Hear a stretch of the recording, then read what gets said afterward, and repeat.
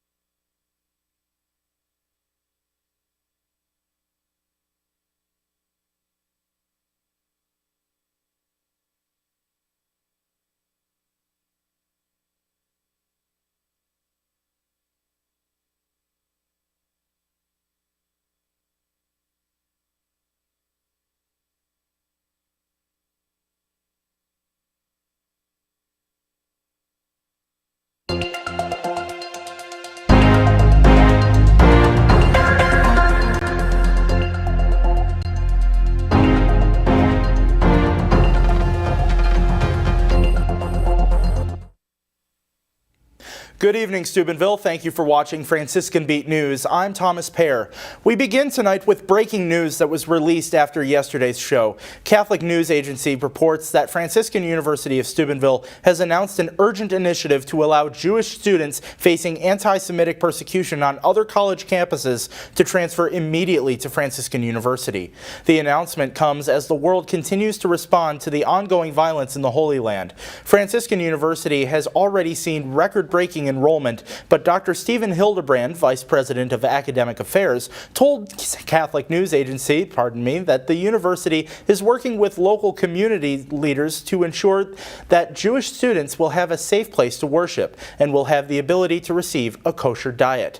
In a statement obtained by the Herald Star, University President Father Dave Pavanka says, quote, "With our fellow Christians around the world, we are praying for justice and peace, but with too many universities preaching tolerance but practicing prejudice, we feel compelled to do more.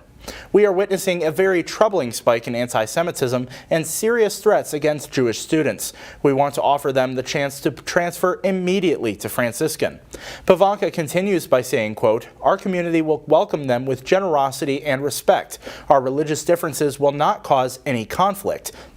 On the contrary, at Franciscan, our radical fidelity to Christ and the Catholic faith demands of us fraternal charity toward our Jewish brothers and sisters, as it does toward all people."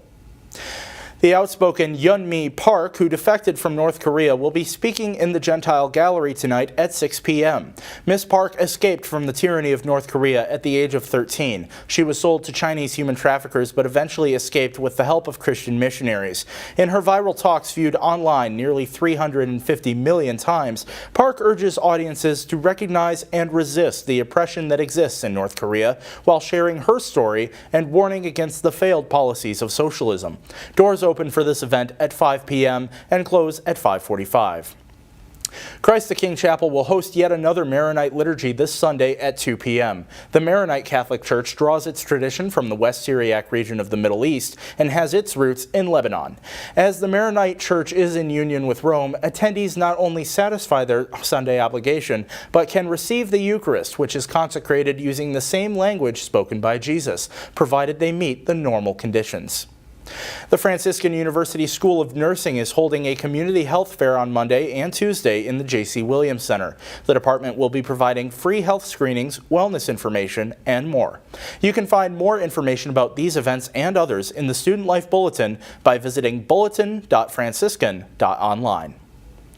8 months after that devastating train derailment in East Palestine, lawmakers are continuing to push for new legislation to prevent such a catastrophe from happening again.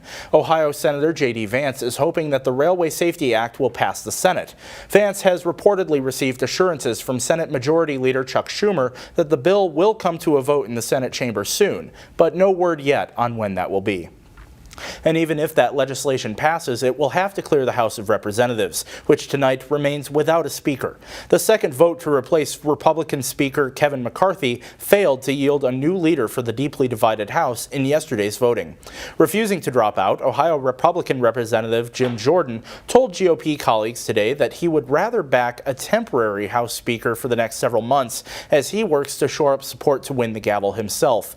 Jordan delivered this message at a closed-door meeting at the Capitol as the Republican majority considered an extraordinary plan to give the interim Speaker pro tempore, Representative Patrick McHenry, more powers to reopen the House and conduct crucial business until January.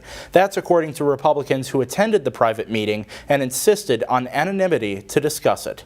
After Jordan lost 2 ballots to become Speaker, a third vote was called off. The House convened briefly at midday today, but it's doubtful now that Jordan will quickly try again.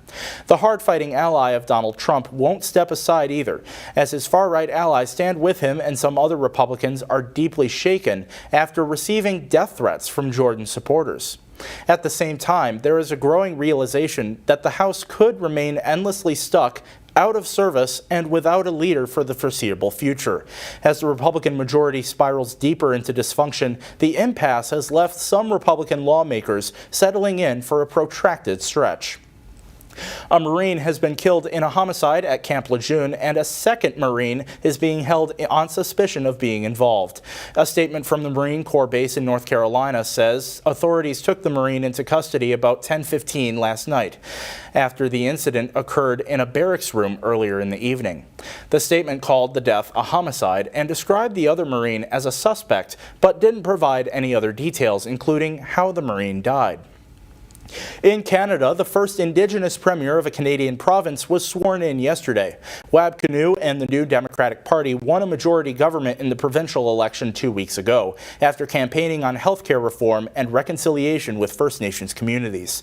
The Premier said in his inaugural speech of his cabinet that, quote, Manitoba now has a Jewish Lieutenant Governor, an Anishinaabe Premier, and a nearly gender-balanced cabinet. While the new cabinet has an abundance of diversity with regards to its members' social backgrounds, meant to reflect the communities present in the central Canadian province, it lacks in representation of the province's workforce. Only one member of the cabinet was a lawyer, one was a cattle farmer, and one had the most significant experience in business out of all the 28 NDP members who won seats in the 57-seat provincial legislature. It's been a busy week in Rome for Pope Francis, who received 3 world leaders in private audiences this week. On Monday, the Holy Father welcomed King Hamad bin Isa Khalifa of Bahrain, and yesterday he received King Letsi III of Lesotho. Today, Pope Francis held an audience with President Michael Higgins of the Republic of Ireland. In addition to those audiences, the Holy Father held his weekly general audience in St. Peter's Square yesterday. At the end of that audience, the Holy Father announced that next Friday, October 27th, will be another day of prayer and fasting for peace in the Holy Land. The Church already held one such day on Tuesday at the request of His Eminence Cardinal Pier Battista Pizzaballa, the Latin Patriarch of Jerusalem. At 6 p.m. Rome time that evening, the Holy Father will lead a holy hour at St. Peter's Basilica. That's all the time we have for this evening. Thanks again for watching Franciscan Beat News. I'm Thomas Payer. Good night and God bless.